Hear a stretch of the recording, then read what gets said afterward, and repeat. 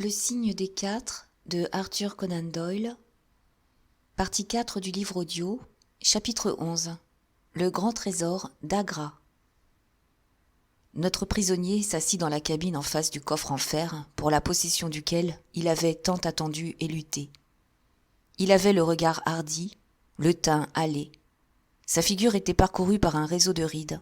Ses traits burinés, couleur acajou, indiquaient une dure vie de plein air. Son menton barbu agressif témoignait qu'il n'était pas un homme à se laisser facilement détourner de son but. Il devait avoir 50 ans. Ses cheveux noirs bouclés étaient abondamment parsemés de fils gris. Détendu, son visage n'était pas déplaisant, mais d'épais sourcils et la saillie du menton lui donnaient dans la fureur une expression terrible. Menottes aux mains, tête inclinée sur la poitrine, il était assis, et ses yeux vifs clignotaient vers le coffre, cause de tous ses méfaits. Dans son maintien rigide et contrôlé, je crus discerner plus de tristesse que de colère. Il leva les yeux vers moi, une fois. Il y avait comme une étincelle d'humour dans son regard. « Eh bien, je regrette que cette affaire en soit venue là, Jonathan Small, » dit Holmes en allumant un cigare. « Et moi donc, monsieur, » répondit-il. « Je ne crois pas que je parviendrai à me disculper du meurtre. Et pourtant, je peux vous jurer sur la Bible que je n'ai jamais levé la main sur M. Sholto. C'est Tonga, ce chien d'enfer, qui lui a décoché une de ces damnées fléchettes. Je n'y ai absolument pas participé, monsieur. J'étais aussi désolé que s'il avait été quelqu'un de ma famille. J'ai battu le petit diable avec le bout de la corde, mais la chose était faite. Je ne pouvais plus y remédier. « Tenez, prenez un cigare, » dit Holmes, « et vous feriez mieux d'avaler une gorgée de whisky, car vous êtes trempé. Mais, dites-moi, comment espériez-vous qu'un homme aussi petit et faible que ce noir puisse s'emparer de M. Sholto et le maintenir, pendant que vous grimpiez avec la corde ? Vous semblez en savoir autant que si vous aviez été là, monsieur. La vérité, c'est que j'espérais trouver la chambre vide. Je connaissais assez bien les habitudes de la maison et M. Sholto descendait généralement dîner à cette heure-là. Je ne veux rien cacher dans cette affaire. Ma meilleure défense est encore de dire la simple vérité. Si ça avait été le vieux major, c'est le cœur léger que je l'aurais envoyé de l'autre côté. Je l'aurais égorgé avec des involtures. La même, tenez, que celle avec laquelle je fume ce cigare. Quelle poisse! Dire que je vais être condamné à cause du jeune Sholto. Je n'avais vraiment aucun motif de me quereller avec lui. Monsieur Athelney Jones, de Scotland Yard, est responsable de vous. Il va vous conduire chez moi. Je vous demanderai un récit véridique de l'histoire. Si vous êtes absolument franc, si vous ne dissimulez rien, j'espère pouvoir vous venir en aide. Je pense qu'il me sera possible de prouver que le poison agit d'une manière si foudroyante que l'homme était mort avant même que vous ayez atteint la chambre. Pour cela, il l'était, monsieur. Jamais de mon existence je n'ai reçu un tel choc que quand je l'ai vu, la tête sur son épaule, me regardant en ricanant pendant que j'entrais par la fenêtre. Cela m'a bien secoué, monsieur. J'aurais à moitié tué Tonga s'il ne s'était enfui. Et c'est pour ça qu'il a laissé sa massue et quelques-unes de ses fléchettes, d'après ce qu'il m'a dit. Je suis sûr que cela vous a mis sur nos traces, hein ? Quoique je ne vois pas comment vous êtes parvenu à nous suivre jusqu'au bout. Je ne vous en porte pas rancune, vous savez. Mais il est tout de même étrange que me voilà ici, alors que j'ai un droit légitime à posséder 1 demi-million de livres. J'ai passé la première moitié de ma vie à construire une digue dans les Andaman. J'ai une bonne chance de passer la dernière à creuser des tranchées à Dartmoor. Funeste jour que celui où j'ai vu Achmet, le marchand, et le trésor d'Agra. Ce trésor, monsieur, a toujours été une malédiction pour ses détenteurs. Le marchand a été assassiné. Le major Sholto a vécu dans la peur et la honte. Quant à moi, ce trésor ne m'a rapporté que toute une vie d'esclavage. À ce moment, Athelney Jones passa sa tête ronde. « Mais c'est une vraie réunion de famille, lança-t-il. Je crois, Holmes, que je vais goûter un peu de votre whisky. Eh bien, je pense que nous sommes en droit de nous féliciter mutuellement. Il est dommage que nous n'ayons pas pris l'autre vivant, mais nous n'avions pas le choix. En tout cas, Holmes, vous avouerez que nous les avons eus de justesse. Il a fallu donner toute la vapeur. »« Tout est bien qui finit bien, » dit Holmes. « Mais j'ignorais en effet que l'aurore était si rapide. » Smith dit que sa chaloupe est l'une des plus rapides sur le fleuve, et que s'il avait eu un autre homme aux machines pour l'aider, nous ne l'aurions jamais rattrapé. Il jure ne rien savoir du meurtre de Norwood. « C'est vrai !» s'écria notre prisonnier. Je ne lui en ai pas soufflé mot.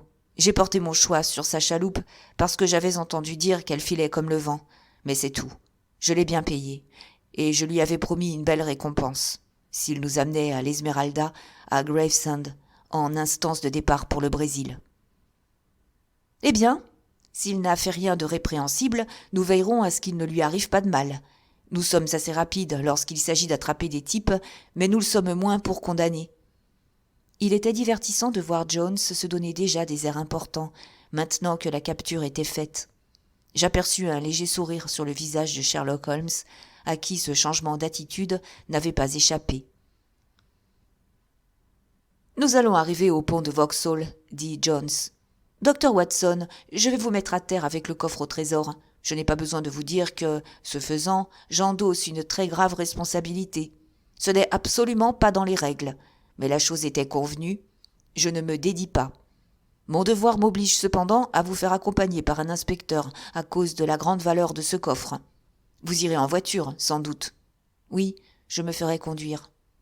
Il est vraiment dommage qu'il n'y ait pas de clé, afin que l'on puisse procéder à un inventaire préliminaire. Vous serez obligé de forcer la serrure. Dites-moi, Small, où est la clé ? Au fond de la rivière. Il était vraiment inutile de nous infliger cette contrariété supplémentaire. Vous nous avez donné assez de mal. En tout cas, docteur, je n'ai pas besoin de vous recommander la plus grande prudence. Ramenez-nous le coffre à Baker Street. Nous vous y attendrons avant de nous rendre au dépôt. Ils me débarquèrent à Vauxhall, moi et le lourd coffre de fer, plus un inspecteur costaud et sympathique. Une voiture nous conduisit chez Madame Cécile Forrester en moins d'un quart d'heure. La femme de chambre parut surprise d'une visite si tardive. Elle expliqua que Madame Forrester était sortie pour la soirée et rentrerait probablement très tard. Mais Mademoiselle Morstan était dans le salon. Je me fis introduire au salon avec mon coffre. L'inspecteur accepta de demeurer dans la voiture. Elle était assise près de la fenêtre ouverte, habillée d'une robe blanche diaphane qui relevait une touche éclatante au cou et à la taille. Adoucie par l'abat-jour, la lumière de la lampe éclairait harmonieusement son visage délicat et donnait un éclat métallique aux boucles de son opulente chevelure. Appuyée au dossier de son fauteuil en rotin, un de ses bras pendant sur le côté, elle avait une pose triste et pensive. Pourtant, en m'entendant entrer, elle sauta sur ses pieds et ses joues pâles s'enfiévrèrent de surprise et de plaisir. « J'avais bien entendu une voiture s'arrêter devant la porte, » fit-elle. « J'ai pensé que Madame Forrester revenait bientôt, mais je n'aurais jamais cru que ce pût être vous. Quelles nouvelles m'apportez-vous ?»« Mieux que des nouvelles, dis-je. » Et je déposai le coffre sur la table. Mon cœur était lourd, et cependant je m'efforçais à la jovialité. « Je vous apporte quelque chose qui vaut plus cher que toutes les nouvelles du monde. Je vous apporte une fortune. » Elle jeta un coup d'œil sur la cassette. « Ainsi donc, voilà le trésor ?» demanda-t-elle.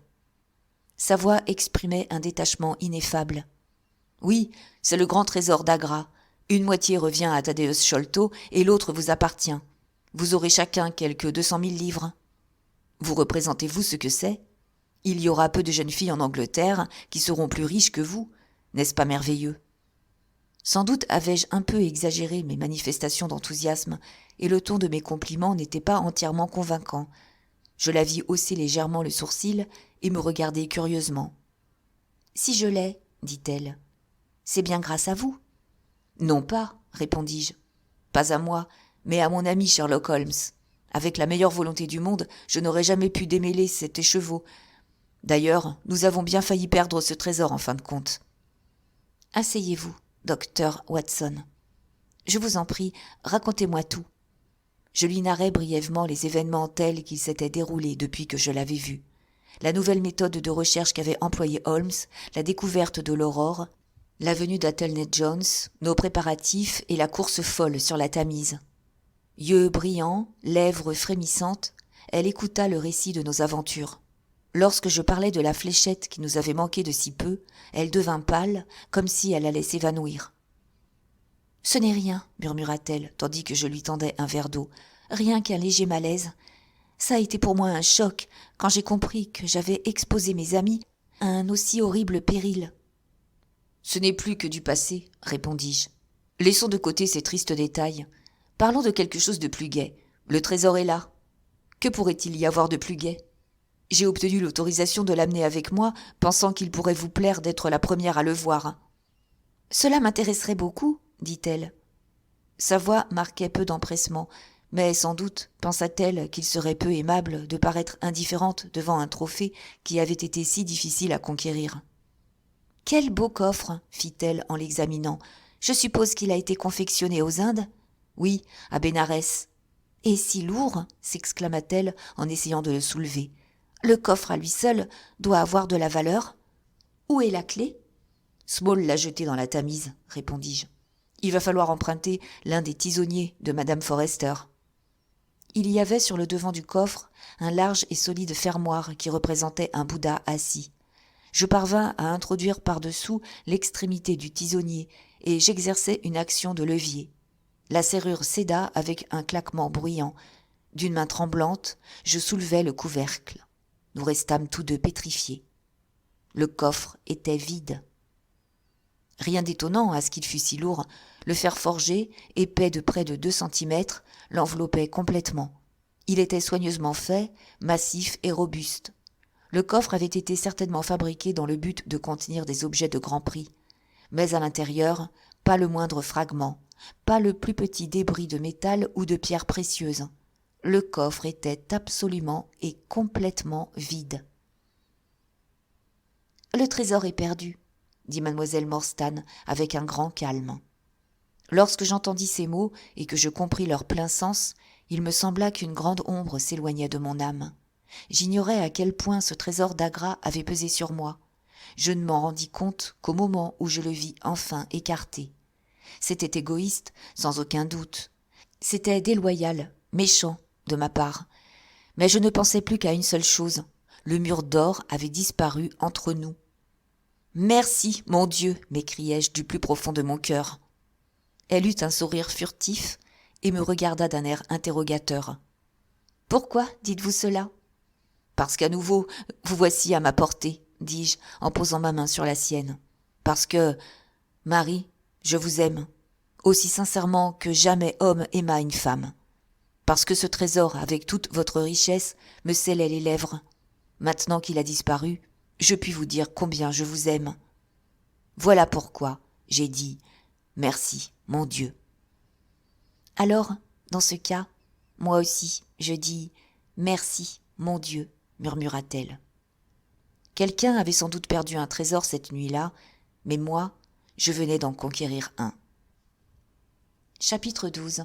L'étrange histoire de Jonathan Small. C'était sûrement un trésor de patience que devait posséder l'inspecteur qui m'attendait dans la voiture, car je m'attardais longtemps près de la jeune fille. Mais le visage du policier s'assombrit lorsque je lui montrai le coffre vide. « Zut, voilà la récompense disparue !» fit-il d'un ton maussade. « Pas d'argent, pas de prime. Le travail de cette nuit aurait bien rapporté 10 shillings chacun à Sam Brown et à moi si le trésor avait été retrouvé. » « Monsieur Thaddeus Sholto est riche, dis-je.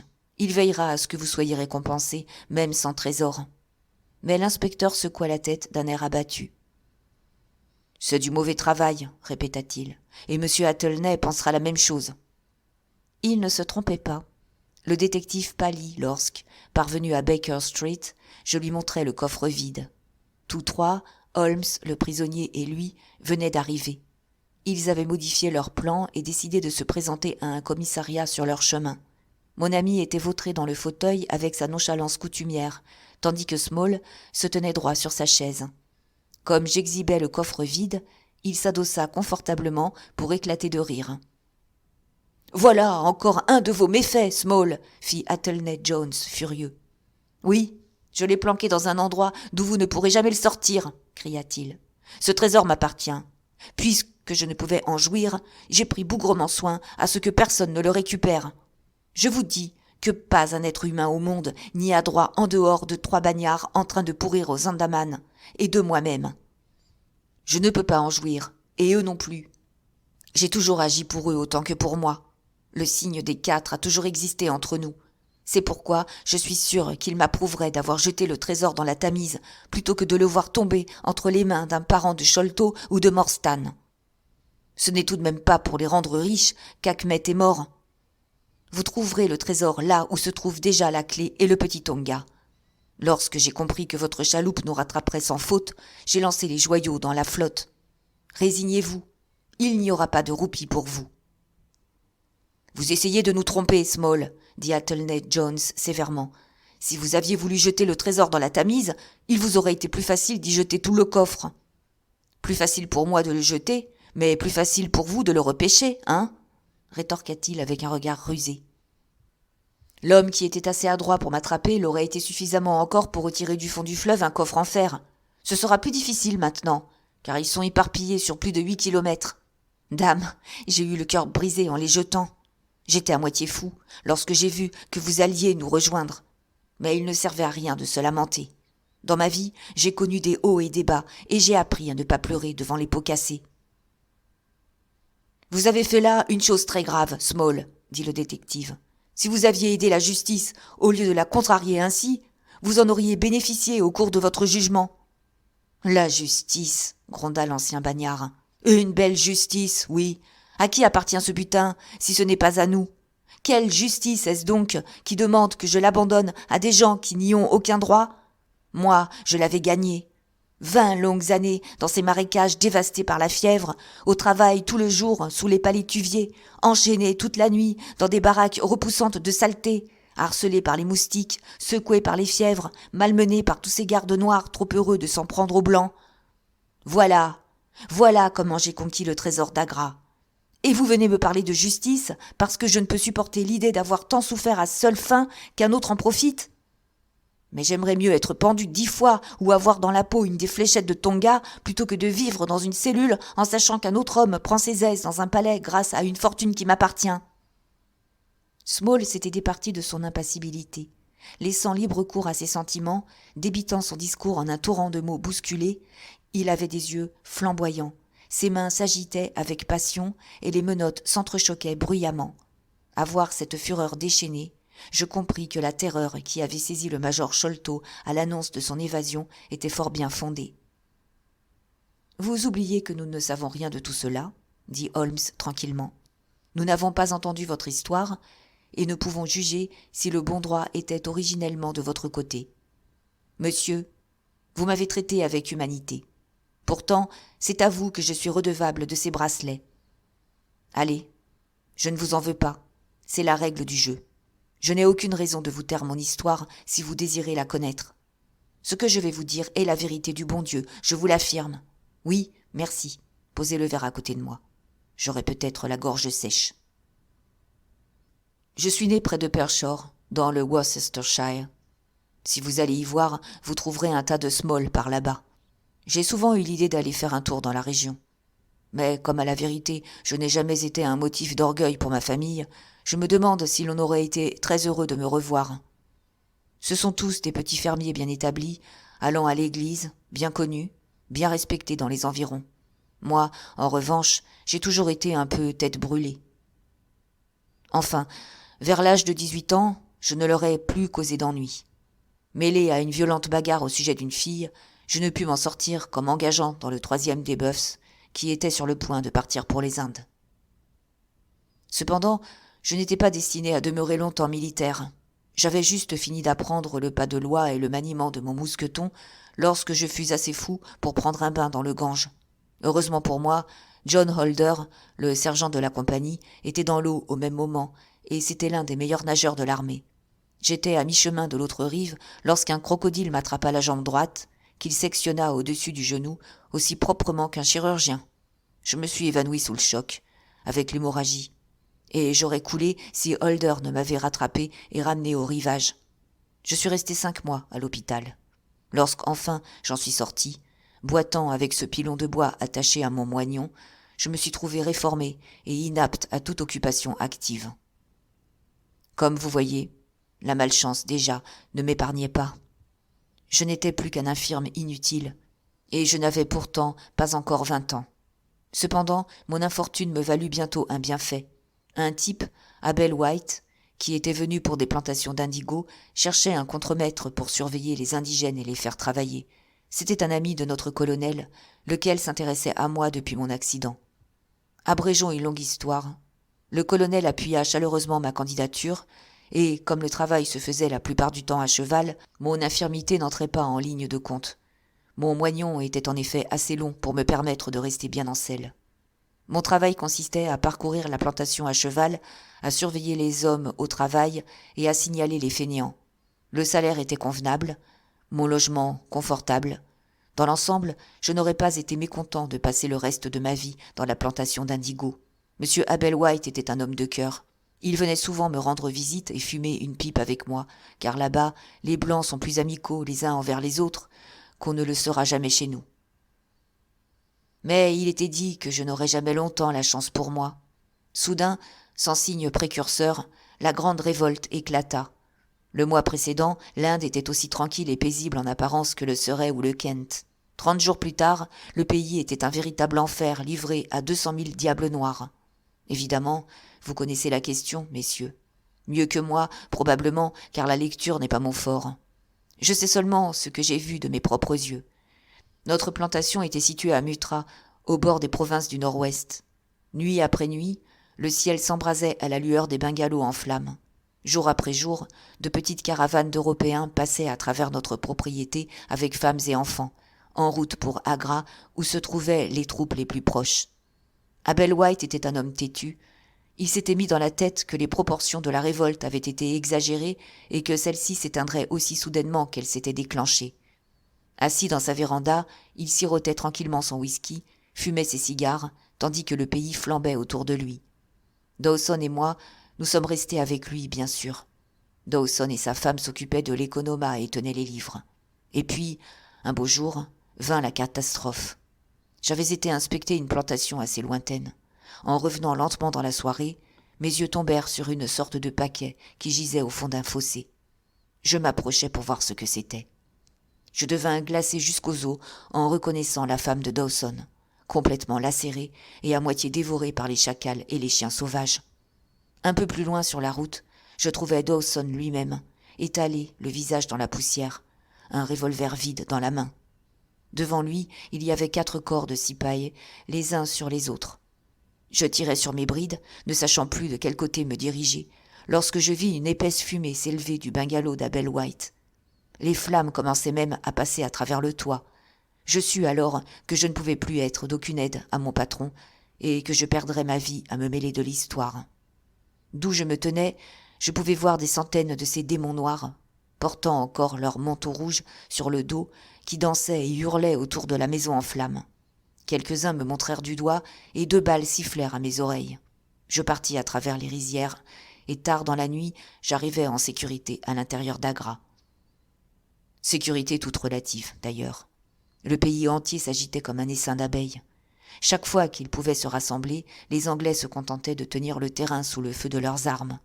Partout ailleurs, c'étaient des fugitifs sans défense. Le combat était inégal, des millions contre des centaines. Le plus cruel de l'affaire était que ces hommes contre qui nous luttions, fantassins, cavaliers, artilleurs, faisaient tous partie des troupes spécialement sélectionnées, entraînées et équipées par nos soins, et qui maintenant utilisaient nos propres armes et jusqu'à nos propres sonneries de clairons. À Agra se trouvait le 3e fusilier du Bengale, quelques sikhs, 2 sections de cavalerie et une batterie d'artillerie. Un corps de volontaires composé de marchands et d'employés avait été constitué.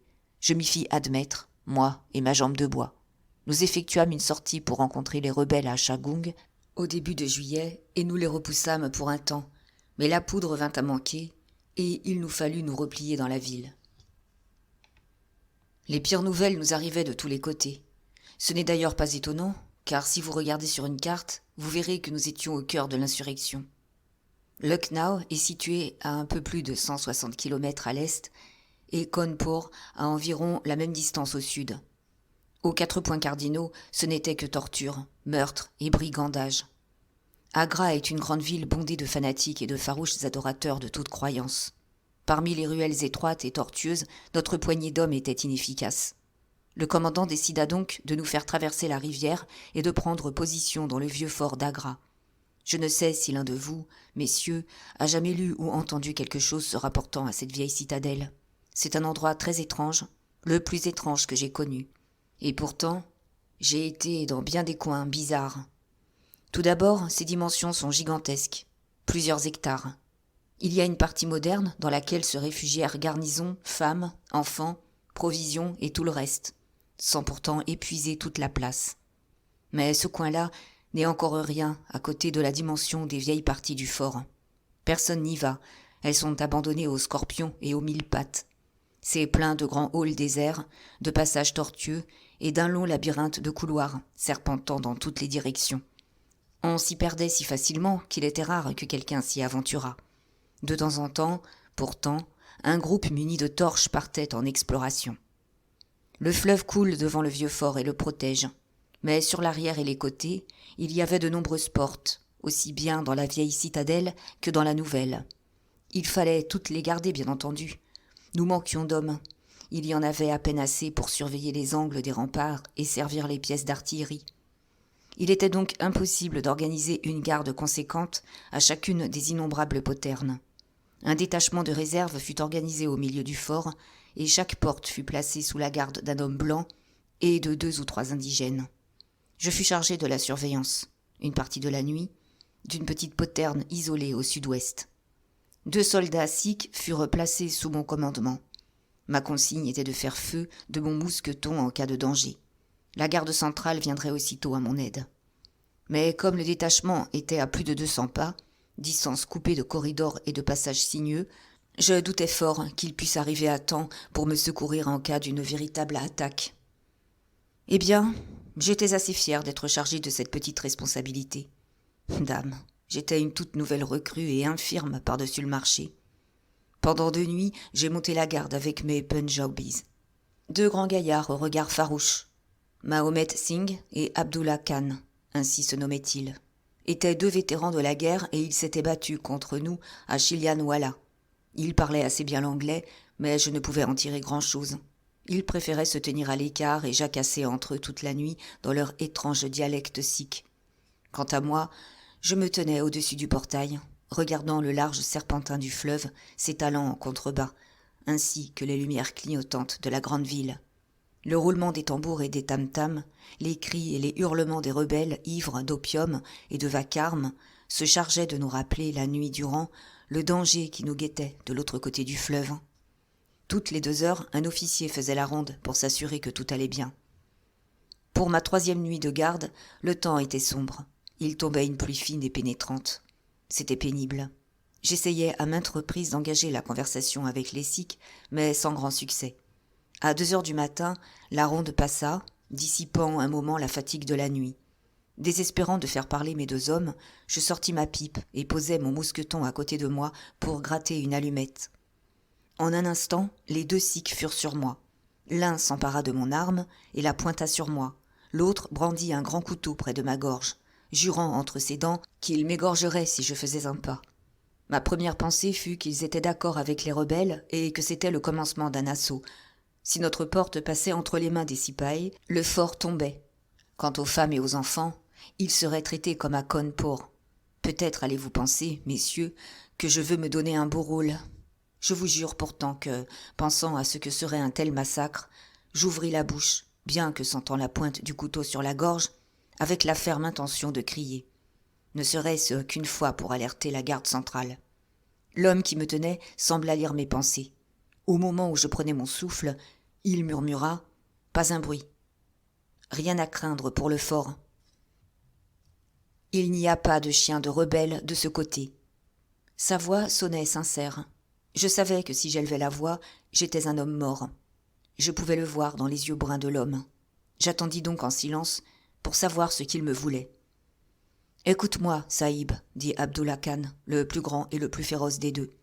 Maintenant, tu vas choisir. Ou avec nous, ou la mort. La chose est trop importante pour nous. Nous n'hésiterons devant rien. Ou bien tu es avec nous, cœur et âme, et tu le jures sur la croix des chrétiens. Ou bien nous jetterons ton corps dans le fossé et nous rejoindrons nos frères dans l'armée rebelle. Il n'y a pas d'autre alternative. Que décides-tu? La vie ou la mort? Nous ne pouvons pas te donner plus de 3 minutes, car il faut que tout soit fini avant la prochaine ronde. » « Comment puis-je décider ?» dis-je. « Vous ne m'avez pas dit ce que vous voulez de moi. Mais si la sécurité de la forteresse est en jeu, alors vous pouvez m'égorger tout de suite. Je préférerais cela. »« On n'a absolument rien contre la citadelle, » répondit Khan. « Nous te demandons d'œuvrer avec nous pour la même chose qui amène ici tes compatriotes. Nous te demandons d'être riche.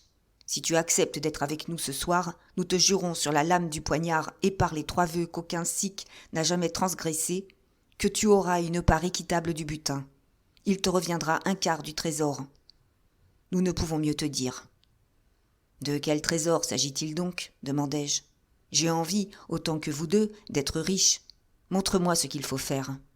Alors, tu vas jurer sur les ossements de ton père, sur l'honneur de ta mère, sur la croix de ta foi, de ne parler contre nous ou de lever la main sur nous, ni maintenant, ni plus tard. Je le jurerai à la condition que le fort ne soit pas en danger. Alors, mon camarade et moi te jurerons que tu auras 1/4 du trésor, lequel sera divisé également entre nous 4. »« Mais nous ne sommes que 3, dis-je. »« Non, il y a la part de Dost Akbar. J'ai le temps de t'expliquer ce dont il s'agit en l'attendant. Tiens-toi à la poterne, Mahomet Singh, et fais le guet. Je vais tout te raconter, Saïb, parce que je sais que les Européens tiennent leur serment et que je puis avoir confiance en toi. Si tu avais été un de ces vils hindous, et quand bien même tu aurais prêté serment sur tous les faux dieux de leur temple, mon couteau serait entré dans ta gorge et ton corps précipité dans le fleuve. Mais le sikh connaît l'anglais, et l'anglais comprend le sikh.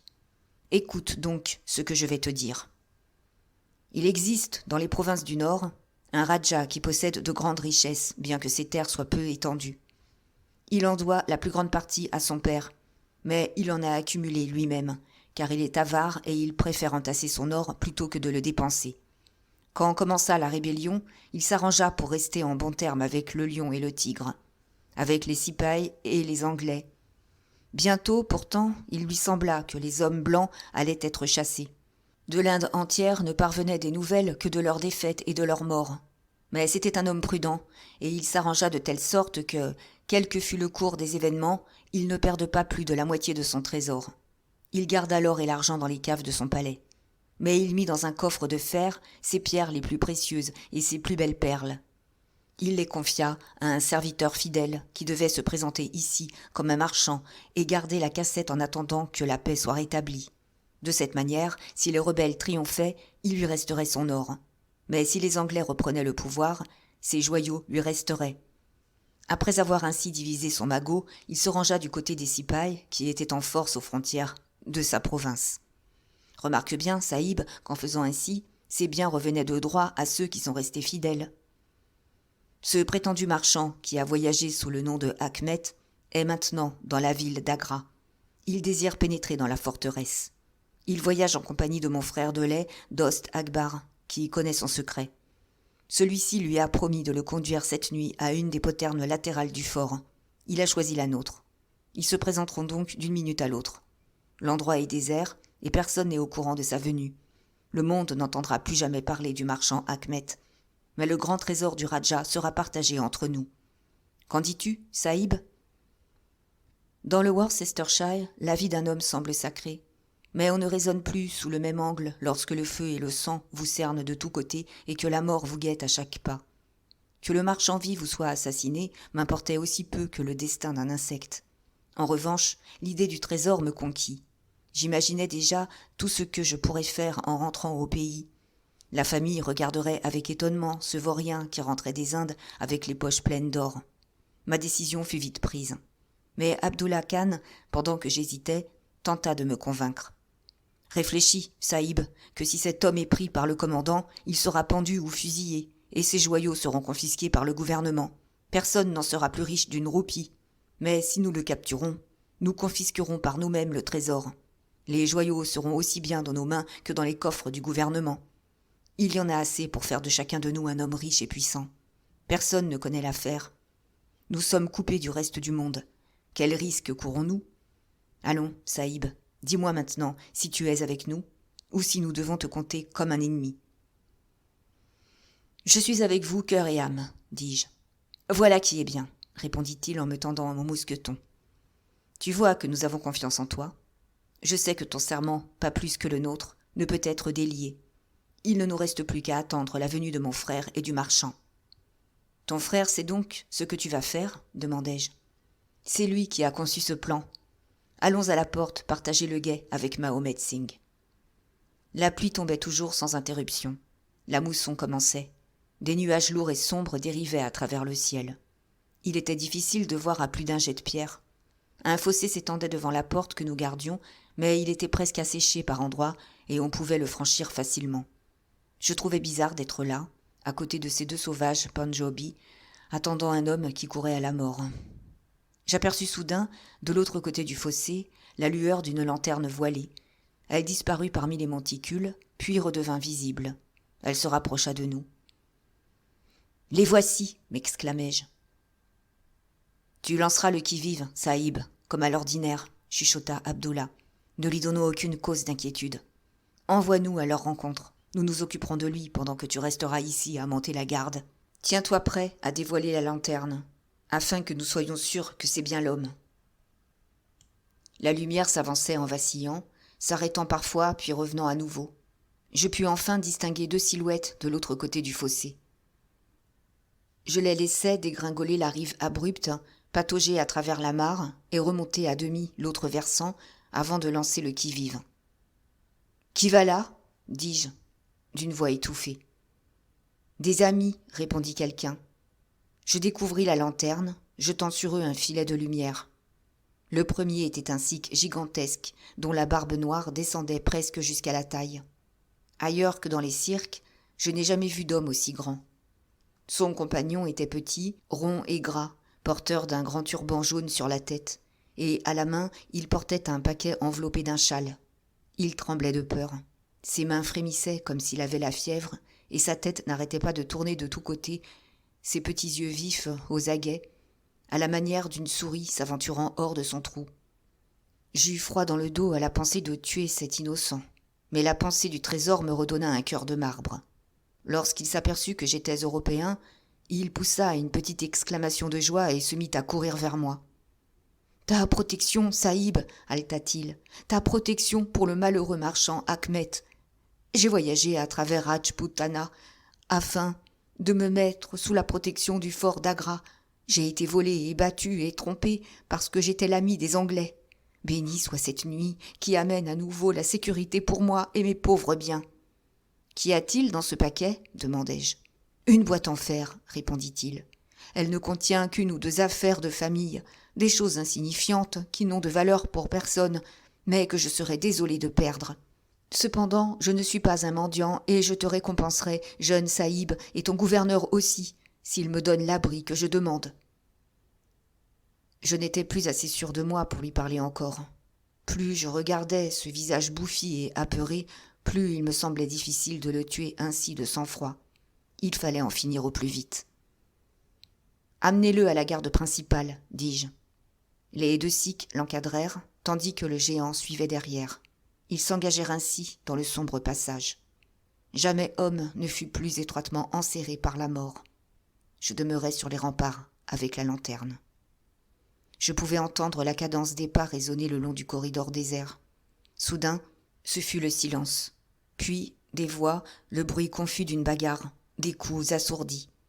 Un instant plus tard, j'entendis à ma grande horreur des pas précipités se dirigeant dans ma direction et la respiration bruyante d'un homme en train de courir. Je dirigeai ma lanterne en bas vers le long passage rectiligne, et je vis le gros homme, courant comme le vent, le visage ensanglanté. Le grand sikh à la barbe noire le talonnait, bondissant comme un tigre, et la lame d'un couteau brillait dans sa main. Je n'ai jamais vu un homme courir aussi vite que ce petit marchand. Il distançait le sikh. Je me rendis compte que s'il passait et parvenait à l'air libre, il pourrait encore se sauver. Mon cœur compatit pour lui, mais, à nouveau, la pensée du trésor m'endurcit de cynisme. Je lançai mon fusil entre ses jambes, quand il fila devant moi, et il boula sur lui-même comme un lapin atteint d'une décharge. Avant qu'il ait pu se relever, le sikh était sur lui, et lui plongeait par 2 fois le couteau dans le dos. L'homme ne bougea pas, ne poussa pas un seul gémissement. Il demeura là où il était tombé. J'ai pensé depuis qu'il s'était peut-être rompu le cou dans sa chute. Vous voyez, messieurs, que je tiens ma promesse. Je vous raconte l'affaire exactement comme elle s'est passée, que ce soit ou non en ma faveur. » Il se tut et tendit ses mains attachées vers le verre de whisky que Holmes lui avait préparé. J'avoue que, personnellement, cet homme m'inspirait la plus grande horreur. Non seulement à cause de ce meurtre accompli de sang-froid auquel il avait été mêlé, mais plus encore par la manière nonchalante et dégagée avec laquelle il nous en avait fait la narration. Quel que fût le châtiment qui l'attendait, je ne pourrais jamais ressentir pour lui la moindre sympathie. Assis, les coudes sur les genoux, Sherlock Holmes et Jones paraissaient profondément intéressés par l'histoire. Mais la même répulsion était peinte sur leurs visages. Small le remarqua peut-être, car c'est avec un certain défi dans la voix qu'il reprit. « Bien sûr, tout cela est fort blâmable. Mais je voudrais tout de même savoir combien de gens, à ma place, auraient refusé une part du butin en sachant que pour toute récompense de leur vertu, ils seraient égorgés. D'ailleurs, depuis qu'il avait pénétré dans la forteresse, c'était ma vie ou la sienne. S'il en était sorti, toute l'affaire aurait été mise en lumière. Je serais passé devant le tribunal militaire et probablement fusillé, car en ces temps troublés, les gens n'étaient pas très indulgents. »« Continuez votre histoire, » coupa Holmes. « Eh bien, nous transportâmes le corps, Abdullah, Akbar et moi. Et bon poids qu'il faisait, malgré sa petite taille. Mahomet Singh fut laissé en garde de la porte. Les Sikhs avaient déjà préparé un endroit. C'était à quelque distance, à travers un tortueux passage donnant sur un grand hall vide, dont les murs de briques s'effondraient par endroits. Le sol de terre battu s'était affaissé là pour former une tombe naturelle. Nous y laissâmes Achmet le marchand. Nous le recouvrîmes des briques descellées. Puis nous retournâmes au trésor. Il était resté à l'endroit où l'homme avait été attaqué en premier lieu. Le coffre, c'est celui qui se trouve sur votre table. Une clé pendait, attachée par une corde en soie à cette poignée forgée sur le dessus. Nous l'ouvrîmes, et la lumière de la lanterne se refléta sur une collection de joyaux, comme j'en avais rêvé, ou lu l'histoire quand j'étais un petit garçon à Pershore. Leur éclat nous aveuglait. Après nous être rassasiés les yeux de ce spectacle, nous sortîmes tout du coffre pour établir la liste de son contenu. Il y avait là 143 diamants de la plus belle eau. L'un d'eux, appelé, je crois, le Grand Mongol, est considéré comme la seconde plus grosse pierre du monde. Il y avait également 97 émeraudes et 170 rubis, mais dont certains étaient de petite taille. Nous dénombrâmes en outre 210 saphirs, 61 agates et une grande quantité de béryl, onyx, turquoise et autres pierres. Je me suis documenté sur les gemmes, mais à cette époque, j'ignorais la plupart de ces noms. Enfin, il y avait près de 300 perles, toutes très belles. 12 d'entre elles étaient serties sur une petite couronne d'or. Je ne sais comment ces 12-là furent retirées du coffre, mais je ne les ai pas retrouvées. Après avoir compté nos trésors, nous les replaçâmes dans le coffre que nous apportâmes à la poterne afin de les montrer à Mahomet Singh. Là fut renouvelé le serment solennel de garder le secret et de ne jamais nous trahir. Il fut convenu que le butin serait planqué dans un endroit sûr jusqu'à ce que la paix soit revenue dans le pays. Après quoi, nous le partagerions également entre nous. Il était inutile d'effectuer ce partage maintenant, car si jamais des gemmes d'une telle valeur étaient trouvées sur nous, cela paraîtrait suspect. D'autre part, nous ne disposions pas de logement personnel, ni d'aucun endroit où nous puissions les cacher. Le coffre fut donc transporté dans le hall où reposait le corps d'Achmet. Un trou fut ménagé dans le mur le mieux conservé, et le trésor y fut placé et recouvert par des briques. Après avoir soigneusement repéré l'emplacement, je dessinai le lendemain 4 plans, un pour chacun d'entre nous, et mis au bas le signe des 4. Nous nous étions en effet promis que chacun agirait toujours pour le compte de tous, afin que l'égalité soit préservée. Voilà un serment que je n'ai jamais rompu. Je puis le jurer, la main sur le cœur. Il est inutile, messieurs, de vous raconter ce qu'il advint de la rébellion. Après que Wilson se fut emparé de Delhi et que Sir Colin eut dégagé Lucknow, la révolte eut les reins brisés. Des renforts ne cessaient d'affluer. Une colonne volante sous les ordres du colonel Graft parvint jusqu'à Agra et en chassa les rebelles. La paix semblait lentement s'étendre sur le pays.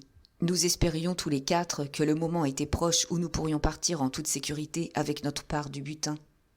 Mais en un instant, nos espoirs s'effondrèrent. Nous fûmes arrêtés pour le meurtre d'Achmet. Voici comment cela se produisit. Le Raja avait remis les joyaux entre les mains d'Achmet, parce qu'il savait que celui-ci était un homme dévoué. Mais en Orient, les gens sont très méfiants. Que fit alors le Raja ? Il prit un deuxième serviteur encore plus digne de confiance et le chargea d'espionner Achmet, de le suivre comme une ombre et de ne jamais le perdre de vue. Il le suivit donc cette nuit-là et le vit passer la poterne du fort. Pensant évidemment qu'il y avait trouvé refuge, il se fit admettre le jour suivant, mais ne parvint pas à retrouver la trace d'Achmet. Cela lui sembla si étrange qu'il en parla à un sergent qui fit parvenir l'histoire jusqu'aux oreilles du commandant. Une recherche approfondie fut rapidement organisée et le corps fut découvert. Ainsi, au moment même où nous croyions tout danger écarté, nous fûmes tous 4 saisis et jugés pour meurtre. 3 d'entre nous, parce que nous avions été de garde cette nuit-là, et le 4e, parce que l'on savait qu'il avait été en compagnie de la victime. Il ne fut pas question des joyaux durant tout le procès. Le Raja avait été déposé et exilé, et personne ne portait d'intérêt particulier à cette question. Les 3 Sikhs furent condamnés à la détention perpétuelle et moi à la peine de mort. Ma sentence fut ensuite commuée en détention perpétuelle. Nous nous trouvions ainsi dans une situation plutôt bizarre. Nous étions là, tous 4, enchaînés par la cheville et presque sans espérance, alors que nous connaissions un secret qui, si nous avions pu l'utiliser, nous aurait permis de mener une existence de seigneur. Il y avait de quoi se ronger le cœur d'être à la merci des coups de pied et des coups de poing de n'importe quel garde imbécile, de boire de l'eau et de ne manger que du riz, alors qu'une fortune fabuleuse attendait simplement qu'on veuille bien la prendre. Cela aurait pu me rendre fou. Mais j'ai toujours été plutôt obstiné. J'ai tenu bon, attendant des jours meilleurs. Ceux-ci semblèrent enfin se dessiner. Je fus transféré d'Agra à Madras et de là à l'île Blair, dans les Andaman. Ce camp comptait très peu de bagnards blancs et, comme je m'étais toujours bien conduit, j'eus bientôt droit à une sorte de régime privilégié. Il me fut donné une hutte à Hopetown, village situé au flanc du mont Harriet, et on m'y laissa relativement tranquille. C'est un endroit morne, dévasté par les fièvres et cerné de toutes parts par la jungle infestée de sauvages toujours prêts à décocher un de leurs dards empoisonnés lorsque l'occasion d'une cible blanche se présente. Il y avait des tranchées à creuser, des remblais à construire, des plantations à aménager et des dizaines d'autres choses à faire. Nous trimions donc tout le jour, mais le soir, on nous laissait un peu de temps libre. Entre autres fonctions, j'étais chargé de distribuer les médicaments. J'acquis ainsi quelques connaissances médicales. J'étais sans cesse à l'affût d'une possibilité d'évasion. Mais la plus proche terre était à des centaines de kilomètres de notre île et le vent souffle rarement par là. L'entreprise s'avérait donc très difficile. Le médecin, Dr Somerton, était un jeune homme sportif et bon enfant. Les autres jeunes officiers se réunissaient souvent chez lui dans la soirée pour une partie de cartes. L'infirmerie où je préparais mes drogues était située à côté de leur pièce, sur laquelle donnait un petit guichet. Souvent, lorsque je me sentais seul, j'éteignais la lumière de l'infirmerie et me postais près du guichet d'où je pouvais les entendre et les voir jouer. Il y avait le major Sholto, le capitaine Morstan et le lieutenant Bromley Brown, tous 3 commandants des troupes indigènes. Le médecin était là, naturellement, ainsi que 2 ou 3 administrateurs du pénitencier. Ces derniers joueurs, habiles, endurcis, faisaient des parties adroites et sans risque. Cela donnait des réunions bien agréables. Une chose me frappa très vite. Les civils gagnaient toujours aux dépens des militaires. Remarquez que je ne dis pas qu'il y avait tricherie, mais le fait est là. Ces fonctionnaires de la prison n'avaient fait que jouer aux cartes depuis leur nomination aux Andaman, et chacun connaissait parfaitement la façon de jouer des autres. Les militaires jouaient juste pour passer le temps, et jetaient leurs cartes n'importe comment. Nuit après nuit, les officiers sortaient de table un peu plus pauvres, et plus ils perdaient, plus ils s'acharnaient au jeu. Le major Sholto était le plus atteint. Au début, il jouait de l'argent liquide, mais bientôt il s'endetta lourdement et signa des reconnaissances de dettes. Il gagnait parfois quelques mains, histoire de reprendre courage, puis la chance se retournait à nouveau contre lui. Pire qu'avant. Il errait tout le jour, sombre comme un orage, et il se mit à boire plus qu'il n'aurait dû. Une nuit, il perdit encore davantage qu'à l'ordinaire. J'étais assis dans ma hutte lorsque le capitaine Morstan et lui, regagnant leur demeure, passèrent à proximité. C'étaient des amis de cœur, ces 2-là. On les voyait toujours ensemble. Le major se lamentait sur ses pertes. « C'est la fin, Morstan, soupira-t-il en passant devant ma hutte. Il va falloir que je démissionne. Je suis un homme ruiné. Allons, ne dites pas de bêtises, mon vieux, dit l'autre en lui tapant sur l'épaule. J'ai aussi de la déveine, moi-même, mais... C'est tout ce que je pus entendre. Cela me donna à réfléchir. 2 jours plus tard, le major se promenait sur le bord de la plage. Je tentais ma chance. « Je désire avoir votre avis, major, dis-je. »« Oui, eh bien, à quel sujet ?» demanda-t-il en retirant son cigare de la bouche. « Je voudrais vous demander, monsieur, à quelles autorités devrait être remis un trésor caché. Je sais où se trouve plus d'1 demi-million. Comme je ne puis l'utiliser moi-même, je pense que la meilleure chose à faire est sans doute de le remettre aux autorités. Ce geste me vaudrait peut-être une réduction de peine. » « 1 demi-million, Small, balbutia-t-il tout en m'observant avec attention pour voir si je parlais sérieusement. Au moins cela, monsieur. En perles et pierres précieuses. Il est à la portée de n'importe qui. Le plus curieux est que le vrai propriétaire ayant été proscrit, il n'a plus aucun titre sur ce trésor, qui appartient ainsi au premier venu. « Au gouvernement, Small, bégaya-t-il. Au gouvernement. Mais il le dit d'une manière si peu convaincue que je sus avoir gagné la partie. Vous pensez, monsieur, que je devrais donc donner tous les renseignements au gouverneur général, dis-je tranquillement. Ah, mais il ne faut pas agir avec précipitation. Vous pourriez le regretter. Racontez-moi tout, Small. Quels sont les faits ? Je lui racontai toute l'histoire, changeant toutefois quelques détails afin qu'il ne puisse identifier les endroits. Lorsque j'eus fini, il resta immobile, perdu dans ses pensées. Je pouvais voir par ses lèvres crispées qu'un combat se déroulait en lui. « C'est une affaire très importante, Small, dit-il enfin. N'en parlez à personne, je vous reverrai bientôt. » 48 heures plus tard, le capitaine Morstan et lui vinrent, lanterne à la main, me voir dans ma hutte au plus profond de la nuit. « Je voudrais que le capitaine entende l'histoire de votre propre bouche, Small, dit-il. « Cela sonne juste, dit-il. « Cela vaut la peine d'essayer, non ?» Le capitaine Morstan opina de la tête. « Écoutez-moi, Small, dit le major. Nous en avons parlé, mon ami et moi, et nous avons conclu qu'un tel secret ne concernait vraiment pas le gouvernement. Il me semble que cela vous regarde seul, et que vous avez le droit d'en disposer comme il vous plaît. La question qui se pose est maintenant celle-ci. Quelles sont vos conditions ? Nous pourrions peut-être les accepter, ou tout au moins en discuter pour voir si l'on peut parvenir à un arrangement. » Il s'efforçait de parler d'une manière froide et détachée, mais ses yeux brillaient de convoitise et d'excitation. « À ce sujet, messieurs, un homme dans ma situation ne peut demander qu'une seule chose, répondis-je, m'efforçant, moi aussi, au calme, mais tout aussi excité que lui. Je vous demanderai de m'aider à gagner ma liberté et celle de mes 3 compagnons. Nous vous donnerions alors 1/5 du trésor à vous partager. « dit-il, 1/5 ? Cela n'est pas très tentant. »« Cela représente tout de même 50 000 livres chacun, dis-je. Mais comment pouvons-nous vous donner la liberté ? Vous savez très bien que vous demandez l'impossible. »« Pas du tout, répondis-je. J'ai réfléchi à la question jusque dans les moindres détails. Le seul obstacle à notre évasion est l'impossibilité d'obtenir un bateau capable d'un tel voyage et des provisions en quantité suffisante. Or, il y a à Calcutta ou Madras nombre de petits yachts ou yoles qui nous conviendraient parfaitement. Il vous suffira d'en amener un, nous monterons à bord pendant la nuit, et vous n'auriez rien d'autre à faire qu'à nous laisser en un point quelconque de la côte indienne. »« S'il n'y avait que l'un de vous, murmura-t-il. Ce sera tous les 4 ou personne. Nous l'avons juré. Nous devons toujours agir ensemble, tous les 4. »« Vous voyez, Morstan, dit-il, Small tient ses promesses. Il reste fidèle à ses amis. Je pense que nous pouvons avoir entièrement confiance en lui. »« C'est une sale affaire, répondit l'autre. Mais comme vous dites, l'argent nous dédommagera largement de notre carrière. »« Eh bien, Small, dit le major, nous devons, je pense, essayer de remplir vos conditions. Mais, bien entendu, il nous faut d'abord être certains de la véracité de votre histoire. Dites-moi où est caché le coffre.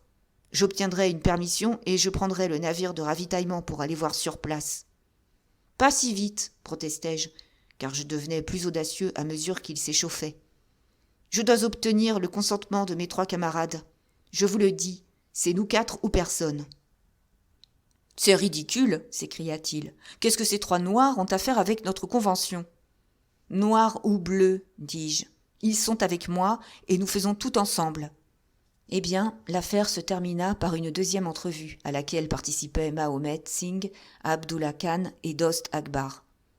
Nous discutâmes à nouveau la question et les détails furent enfin arrangés. Nous donnerions à chacun des 2 officiers un plan de la partie du fort d'Agra qui nous intéressait, en indiquant le mur et l'emplacement du trésor. Le major Sholto se rendrait aux Indes pour vérifier notre histoire. S'il trouvait le coffre, il devait le laisser en place et envoyer un petit yacht approvisionné pour un voyage. L'embarcation mouillerait à quelque distance de l'île Rutland, à laquelle il nous faudrait parvenir. Après quoi, le major reviendrait prendre ses fonctions. Le major Morstan demanderait à son tour une permission pour nous rencontrer à Agra. Le partage final du trésor aurait alors lieu là-bas. L'officier prendrait sa part et celle de Sholto. Les plus solennels serments que l'esprit peut concevoir et la bouche proférée scellèrent notre accord. Muni de papier et d'encre, je travaillais toute la nuit. Au matin, les 2 plans étaient faits et paraphés du signe des 4, c'est-à-dire Abdullah, Akbar, Mahomet et moi. Je dois vous lasser avec ma longue histoire, messieurs.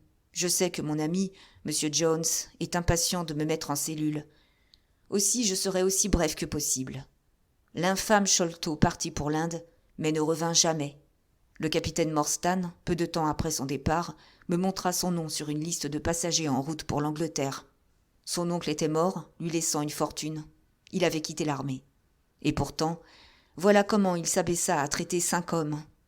Morstan partit pour Agra quelque temps plus tard, et découvrit, comme nous le pensions, que le trésor n'était plus là. Le gredin l'avait volé sans remplir les conditions en échange desquelles nous lui avions livré le secret. Depuis ce jour, j'ai vécu seulement pour me venger. J'y pensais le jour, et j'en rêvais la nuit. Cela devint chez moi une obsession dévorante. Plus rien ne m'importait, ni les lois, ni la pendaison.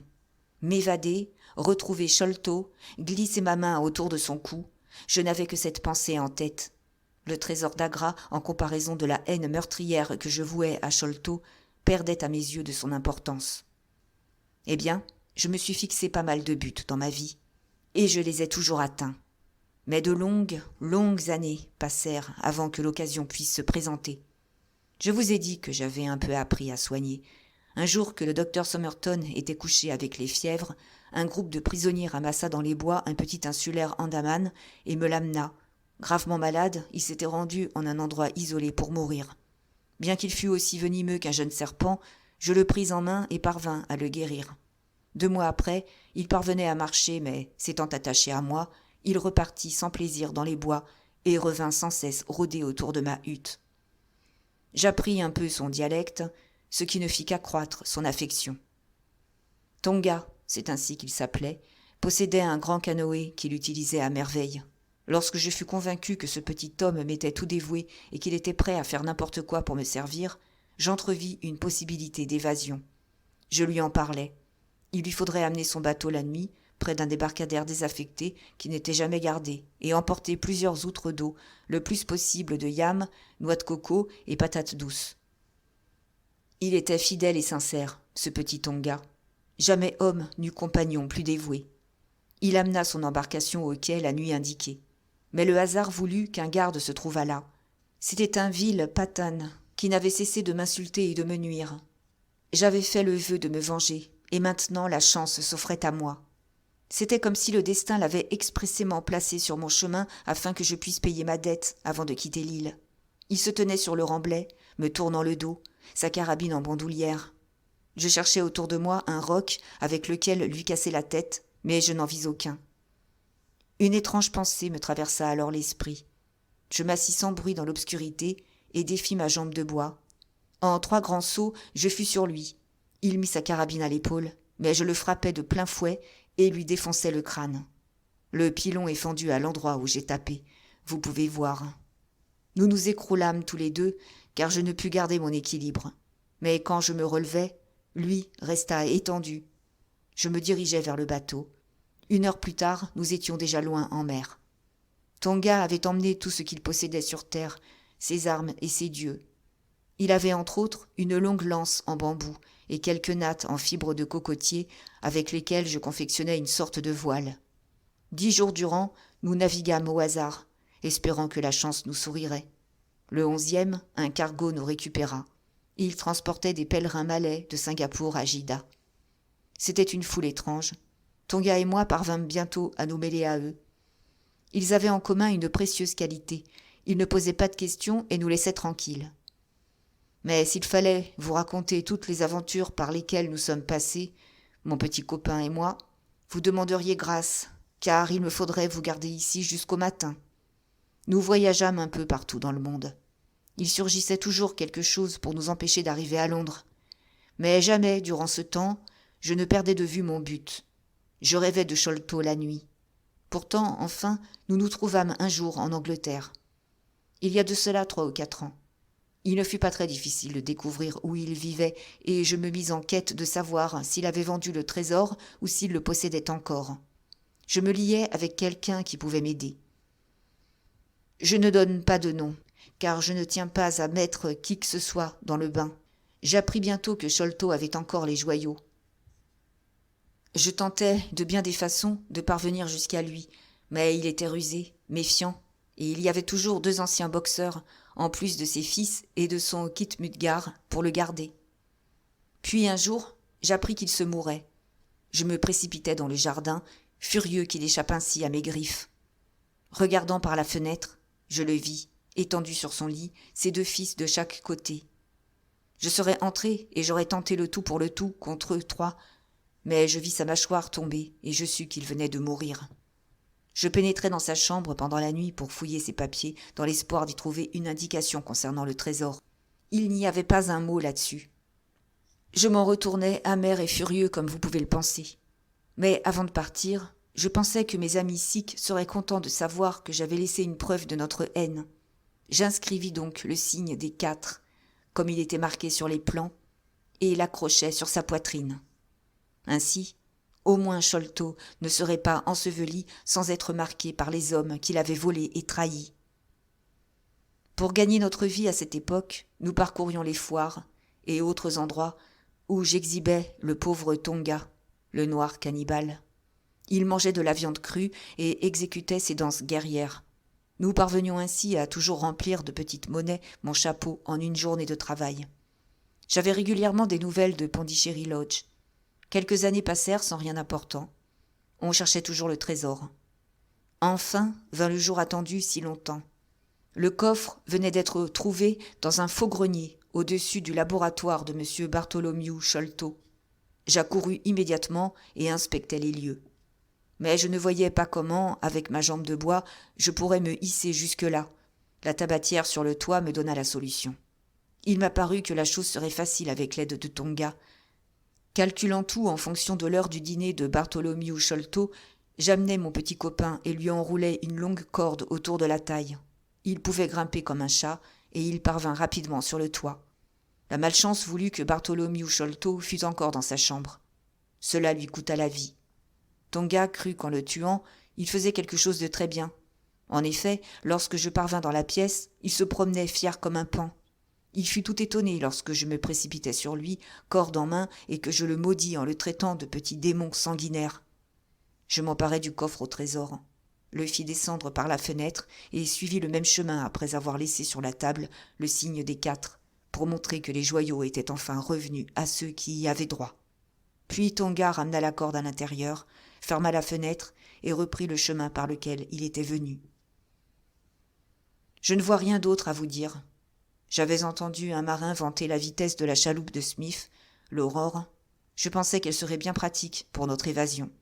Je m'arrangeais avec le vieux Smith, qui devait recevoir une grosse somme s'il nous amenait en sûreté jusqu'à notre navire. Il se doutait, évidemment, qu'il y avait quelque chose de louche, mais sans rien savoir de précis. Tout ceci est la vérité, messieurs, et si je vous fais ce récit, ce n'est pas pour vous distraire. Je n'ai pas à être complaisant après ce que vous m'avez fait. Je pense seulement que la meilleure défense que je puisse adopter est la vérité absolue et sans réticence. Il faut que tout le monde sache combien le major Sholto m'a abusé et que je suis innocent de la mort de son fils. Voilà une histoire remarquable, dit Sherlock Holmes, et dont les péripéties concordent parfaitement. Je n'ai absolument rien appris de neuf dans la dernière partie de votre récit, sinon que vous aviez apporté vous-même la corde. Cela, je l'ignorais. Incidemment, j'avais espéré que Tonga avait perdu tous ses dards, mais il nous en a décoché un sur le bateau. Il les avait tous perdus, monsieur, mais il lui restait celui qui se trouvait alors dans sa sarbacane. « Ah, oui, bien sûr, dit Holmes. Je n'avais pas songé à cela. »« Avez-vous d'autres questions à me poser ?» demanda affablement le prisonnier. « Je ne pense pas, merci, » répondit mon compagnon. « Eh bien, Holmes, dit Athelney Jones, vous êtes un homme à qui on aime faire plaisir, et nous savons tous que vous êtes un fin connaisseur du crime. Mais le devoir est le devoir, et j'ai transgressé bien des règles pour faire ce que vous et votre ami m'avez demandé. Je me sentirai soulagé lorsque notre narrateur sera en sûreté derrière les verrous. La voiture attend toujours, et il y a 2 inspecteurs en bas. Je vous suis très obligé pour l'aide que vous m'avez apportée tous les deux. Bien entendu, votre présence sera requise lors du procès. Je vous souhaite le bonsoir. »« Bonsoir, messieurs, » dit Small. « Vous d'abord, Small, » lança Jones prudemment comme il quittait la pièce. « Je ne veux pas vous laisser la chance d'utiliser à nouveau votre jambe de bois comme vous l'avez fait avec cet homme aux îles Andaman. »« Eh bien, voilà notre petit drame parvenu à sa conclusion, » remarquai-je après un instant de silence. « Mais je crains, Holmes, que ceci soit notre dernière affaire. Mademoiselle Morstan m'a fait l'honneur de m'accepter comme son futur mari. » Il poussa un grognement des plus lugubres. « J'en avais peur, dit-il. Je ne peux vraiment pas vous féliciter. » Je fus un peu peiné. « Avez-vous quelque raison de trouver mon choix mauvais ?» demandai-je. « Absolument pas. C'est une des plus charmantes jeunes femmes que j'ai jamais rencontrées. Je pense qu'elle aurait pu être très utile dans le genre de travail que nous faisons. Elle a certainement des dispositions. Témoin la façon dont elle a conservé ce plan d'Agra entre tous les autres papiers de son père. Mais l'amour est tout d'émotion, et l'émotivité s'oppose toujours à cette froide et véridique raison que je place au-dessus de tout. Personnellement, je ne me marierai jamais, de peur que mes jugements n'en soient faussés. « J'espère pourtant que ma raison surmontera cette épreuve, dis-je en riant. Mais vous avez l'air fatigué, Holmes. La réaction. Je vais être comme une épave toute une semaine. Il est étrange, dis-je, que ce que j'appellerais paresse chez un autre homme alterne chez vous avec ces accès de vigueur et d'énergie débordante. Oui, répondit-il, il y a en moi un oisif parfait et un gaillard plein d'allant. Je pense souvent à ces vers du vieux Goethe. Schade, dass die Natur nur einen Mensch aus dir schuf, denn zum würdigen Mann war und Schelmen der Stoff. Il est dommage que la nature n'ait fait de toi qu'un seul homme, toi qui avais l'étoffe d'un saint et d'un brigand. Mais pendant que j'y pense, Watson, à propos de cette affaire de Norwood, vous voyez qu'il y avait un complice dans la maison. Ce ne peut être que Lal Rao, le maître d'hôtel. Ainsi, Jones pourra se vanter d'avoir capturé tout seul un poisson dans son grand coup de filet. Le partage semble plutôt injuste. C'est vous qui avez fait tout le travail dans cette affaire. À moi, il échoua une épouse. À Jones, les honneurs. Que vous reste-t-il donc, s'il vous plaît ? À moi ? Répéta Sherlock Holmes. Mais il me reste la cocaïne, docteur. Et il allongea sa longue main blanche pour se servir. Fin.